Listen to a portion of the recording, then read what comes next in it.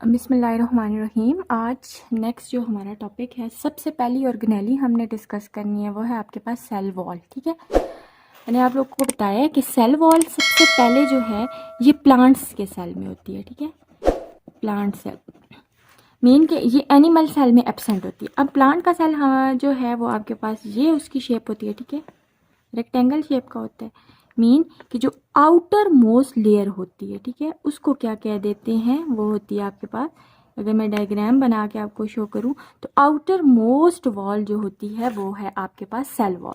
Cell wall के अंदर further दूसरी लेयर होगी, ठीक है, जिसको सेल मेम्ब्रेन कहते हैं, और फर्दर उसके अंदर सारी ऑर्गेनेलीज पाई जाएंगी।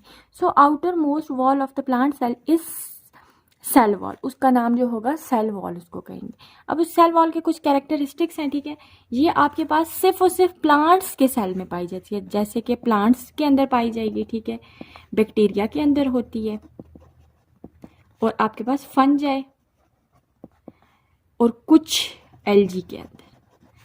इसको अगर देखा जाए तो एनिमल्स के अंदर टोटली का टोटली ये जो होती है सेल वॉल, ये आपके पास एब्सेंट होती है। ठीक है, ये सिर्फ और सिर्फ प्लांट्स के सेल का कैरेक्टर है। अगर हम डिफरेंस को भी डिस्कस करें तो हम ये कह सकते हैं कि सेल वॉल जो है वो सिर्फ और सिर्फ प्लांट सेल में पाई जाती है, एनिमल सेल के अंदर नहीं पाई जाती। ठीक है, उसके बाद जो नेक्स्ट अगर देखा जाए तो इसकी अगर लोकेशन को डिस्कस किया जाए कि लोकेशन इसकी क्या है सेल वॉल की। ठीक है, तो cell wall it is located outside the plasma membrane. ठीक है, outside the plasma membrane.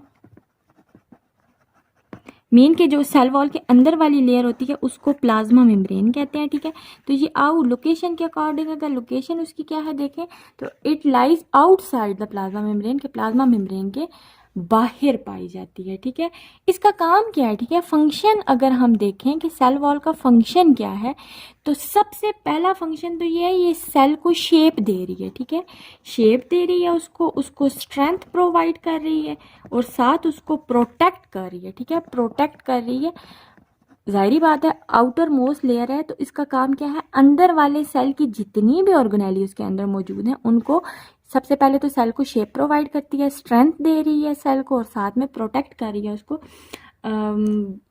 Internally जो उसकी ऑर्गेनेलीज हैं उनको एक्सटर्नल इन्वायरमेंट से प्रोटेक्शन प्रोवाइड कर रही है। और उसके अलावा इसका एक और फंक्शन होता है, मीन सपोर्ट। ये सपोर्ट दे रही है। सपोर्ट का मतलब ये है कि इसने सारी की सारी ऑर्गेनेलीज को सपोर्ट किया हुआ है, इनर जितना भी उसका लिविंग मैटर जो है सेल का, उसको उसने सपोर्ट दी हुई है। फिर उसके अलावा क्या है कि अगर हम इसकी थिकनेस की बात करें कि ये आया कितनी मोटी है तो ये वेरी करती है। ठीक है, फ्रॉम सेल टू सेल। अगर प्लांट्स के वो वाले प्लांट्स जो हर्ब नुमा है, ठीक है, उनके सेल वॉल की थिकनेस अलग होगी। वो वाले जो हर्बेशियस हैं या जो आपके पास हर्ब हैं वो थोड़ी उनकी जो थिकनेस है कम होगी। फिर अगर आप श्रब्स की तरफ चले जाएं तो उनकी तो थोड़ी और मज़ीद जो सेल वॉल है थोड़ी और थिक होगी। और फिर इसी तरह जो बड़े प्लांट्स हैं उनके सेल वॉल जो है मज़ीद ज़्यादा थिकनेस उनकी होगी। अब इसकी थिकनेस के अकॉर्डिंग इसकी 3 लेयर्स है। ठीक है, अब अगर हम उसकी लेयर्स की बात करें सेल वॉल की बेसिकली 3 लेयर्स होती हैं। ठीक है, ये जो एक सेल वॉल है, ठीक है, इसकी 3 लेयर्स, आगे से अगर इसके स्ट्रक्चर को देखा जाए तो 3 लेयर के ऊपर ये डिपेंड कर रही होती है ऐसे। ठीक है, सबसे जो आपके पास the outer of the plant की जो सेल वॉल है उसको कहते हैं, जो ये सबसे बाहर वाली सेल वॉल है, ठीक है, इसको कहते हैं प्राइमरी वॉल की। मीन ये सबसे बाहर वाली है, ठीक है, उसको प्राइमरी कहेंगे। जो उसके थोड़ी अंदर पे पाई जाती है उसको कहते हैं सेकेंडरी वॉल, और जो लास्ट में जो सबसे इनर पोर्शन पे पाई जाती है उसको टर्शियरी कहते हैं, टर्शियरी वॉल। ठीक है, सेल वॉल आगे से फर्दर 3 लेयर्स पे डिवाइड कर रही होती है। आउटर मोस्ट उसकी प्राइमरी, इनर प्राइमरी से अंदर जो है या मिडल जो लेयर होती है उसको सेकेंडरी कहते हैं, और सबसे इनर मोस्ट को टर्शियरी कहते हैं। अब तीनों की तीनों जो हैं डिफरेंट चीज़ों से मिलकर बनी हुई होती हैं। ठीक है, हर एक की अपनी कंपोजिशन है। ठीक है, ये तो उसकी लेयर्स की बात आई। अब अगर हम कंपोजिशन की बात करें, हमने कहा कि जो आपके पास है सेल वॉल किस किस में पाई जाती है, प्लांट्स में, बैक्टीरिया में, फंजाई में और एल्गी में। ठीक है, सो डेफिनेटली हर एक की कंपोजिशन अलग होगी।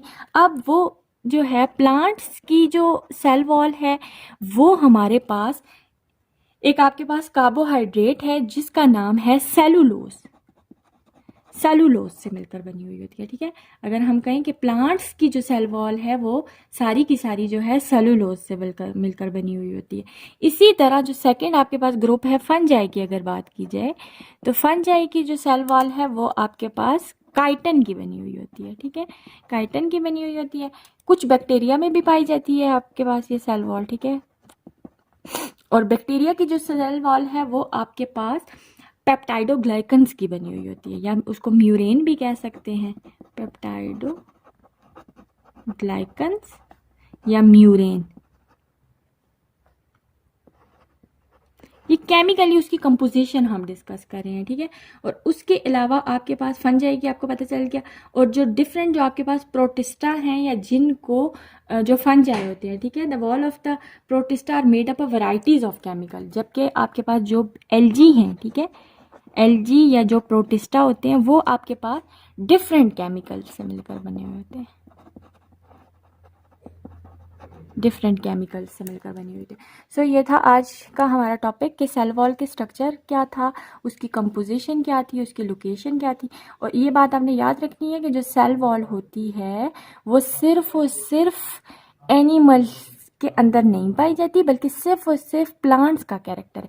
एक चीज़ और भी है, वो भी मैं आपके साथ डिस्कस कर देती हूँ कि ये जो सेल वॉल होती है इसको अगर देखा जाए तो ये डेड होती है। ठीक है, डेड मीन कि ये आपके पास जिंदा नहीं होती। हम ये कह सकते हैं कि ये आपके पास डेड होती है। डेड से मुराद कि ये लिविंग नहीं है। ठीक है, ये आपके पास एक तो रिजिड होती है। ठीक है, अगर ये मैं बात करूँ ना इसी सेल वॉल की, ये आपके पास सबसे पहली बात तो ये होती है ये रिजिड होती है। रिजिड का मतलब होता है सख्त। ठीक है, सख्त होने की वजह से ही ये अंदर वाले सारे के सारे जो उसका मैट्रिक्स है उसको प्रोटेक्शन प्रोवाइड कर रही है। दैट्स वाई कि शेप दे रही है, स्ट्रेंथ दे रही है, प्रोटेक्ट कर रही है, उसको साथ में सपोर्ट कर रही है इंटरनल स्ट्रक्चर को। सो जो आपके पास सेल वॉल होती है आपने याद रखना है ये सिर्फ और सिर्फ प्लांट्स का कैरेक्टर है, एनिमल्स के अंदर ये नहीं पाई जाती। और सेकंड जो मेन इसकी बात होती है वो ये कि ये आपके पास रिजिड होती है, सख्त होती है, और डेड सेल से मिलकर बनी होती है। कि ये लिविंग सेल नहीं होते इसके, ये टोटली डेड सेल से बने होते हैं और सख्त होते हैं ताकि इंटरनल स्ट्रक्चर को प्रोटेक्शन प्रोवाइड कर सकें। ठीक है, थैंक यू।